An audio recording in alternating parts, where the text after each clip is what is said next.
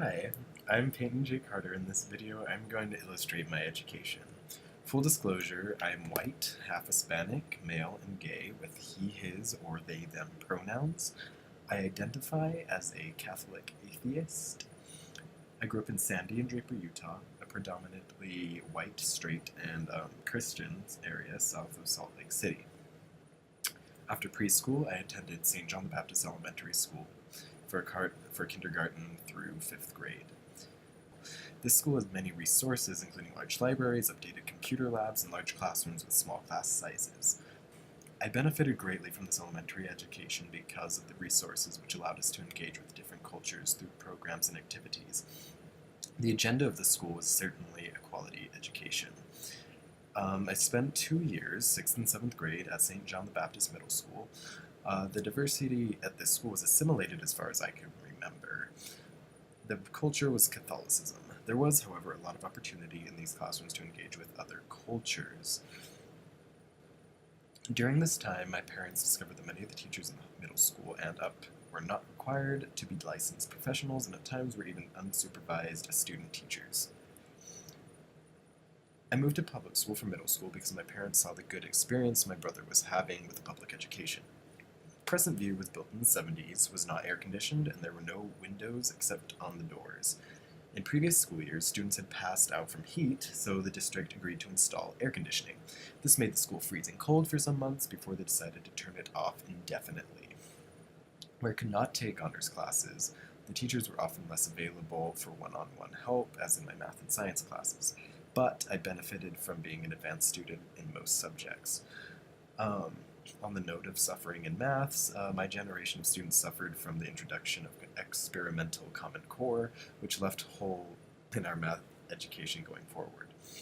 However, I had access to honors English and social studies classes, as well as extracurriculars, such as honors choir.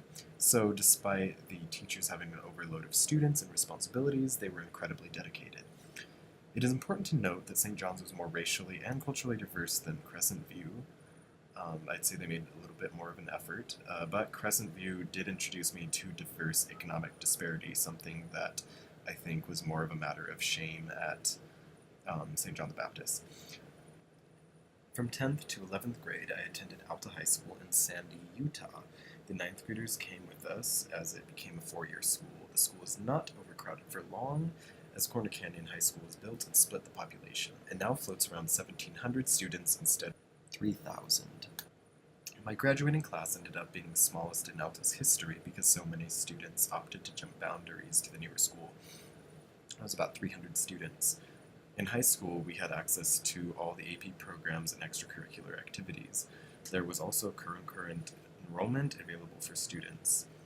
Alta pushes college and career readiness for all their students and has a 95% graduation rate, offering multiple AP and concurrent enrollment programs, as well as fine arts, theater, music, sports, and multiple languages.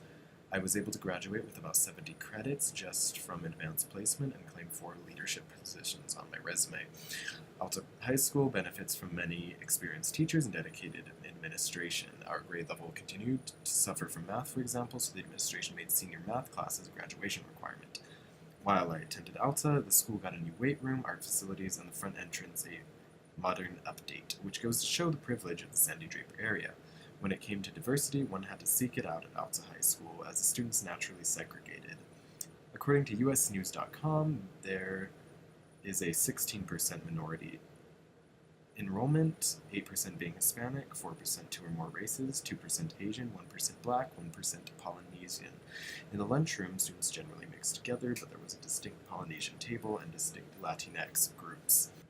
When it comes to economically disadvantaged students, US News reports 22%, with 17% on free or reduced lunch. Though I did not, I had many friends in this demographic who used it for both breakfast and lunch. I never thought anything of it until now, but I do believe there was a stigma against poorer students, perhaps not based on their food options, but on their ability to dress well. It was far more often that my friends from low-income backgrounds had mental health issues and or dropped out because of them. When it came to religion, the school was highly LDS, which was a cause for polarizing between those who were and those who were not. I often lost friends shortly after they discovered I was atheist or gay. The school did make efforts to engage with diversity, but mostly allowed students to remain at arm's length. The annual Diversity Assembly was more of a showcase of our school's various subcultures than an embrace of them. It is important to note that all of the teachers and administrators at the school were white. I benefit from a privileged upbringing which facilitated all of my opportunities in education. I had a stable home, academically inclined family, and access to schools with great resources and phenomenal teachers.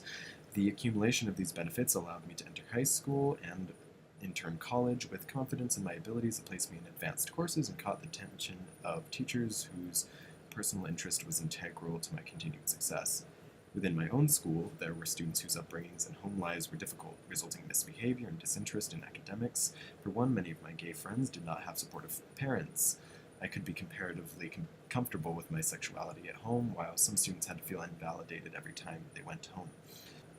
As a white male, straight-passing person, there are many privileges I gained. For one, I did not have to represent an ethnicity in my academic pursuits, or worry that a teacher was prejudiced toward my skin tone.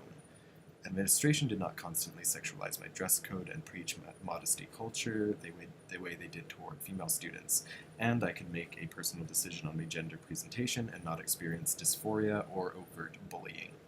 In a passive as well as ignorant school, my sexuality was an opportunity but also a barrier. In many communities, I would not have been able to speak about LGBTQ+ issues in a diversity assembly without lashback. That is not to say that students were not bullied for looking queer or being gay, however, or to say that the administration made an active effort to aid any of its diversity clubs, because they did not. Most minority groups at Alta were not really part of the student body unless they assimilated to the normalized white bread culture, and non-white or non-straight cultural representation was always controlled in an assembly setting. The flaw in Alta's attempt at cultural responsiveness was its inability to see racial and cultural diversity as more than a commodity or threat to the status quo. In a classroom that values equity and the pursuit of equality, my goal would be to make opportunities to open dialogue and engage with diversity. Understanding the value of each individual is integral to a classroom community, so it is important for every student to learn to speak and to listen.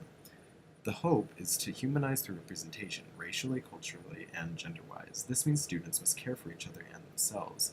For this reason, I want to incorporate social justice into my pedagogy in the fundamental spirit of Paulo Freire, to bring awareness to young minds so that they may see themselves as active citizens in the past, present, and future.